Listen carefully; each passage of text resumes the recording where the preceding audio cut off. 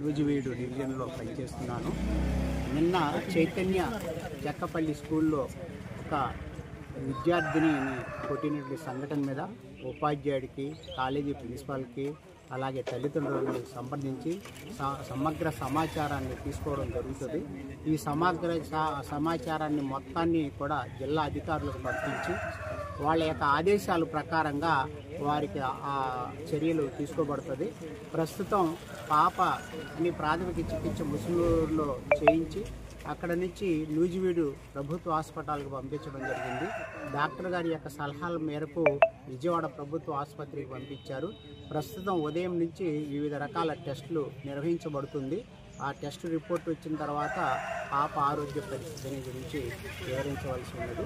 కానీ ఇంతవరకు ప్రస్తుతం జరిగిన వివరాలు సమాచారం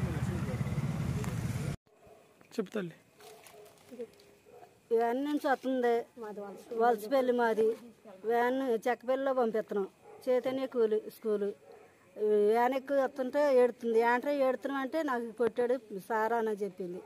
ఎక్కడని నేను చూస్తే ఎక్కడ కాళ్ళ మీద కట్టామని ఎత్తుకోపోయా. అమ్మో నన్ను ఎత్తుకోగానే ఏడ్చేస్తుంది. ఇంటికి వెళ్ళా గౌన్ ఇడిపిస్తే పెద్ద రంగు ఉంది. ఇక్కడ అసలు కందుపోయి నల్లగా నా భయం వేసిపోయి మా ఆయన దగ్గరికి వెళ్ళా. మా ఆయన్ని నేను వస్తే ఆ ప్రిన్సిపాల్ సార్ అన్నాడు. ఆయనకి ఆగేపించి అమ్మ సారీ చెప్పాడికి వెళ్ళిపోండి అన్నాడు. వెళ్ళిపోవాలి, మేము వెళ్ళిపోము. అసలు వాళ్ళు వచ్చేదాకా మేము వెళ్ళాం. వాళ్ళు వచ్చాక తేల్చుకున్నాక మేము వెళ్తాం. అప్పుడు దాకా మేము వెళ్ళాం అని చెప్పేసి. స్కూలు ఏ స్కూల్ అమ్మా? చైతన్య స్కూల్. ఏ ఊరు? చక్కపల్లి. ప్రైవేట్ స్కూలా? ప్రైవేట్.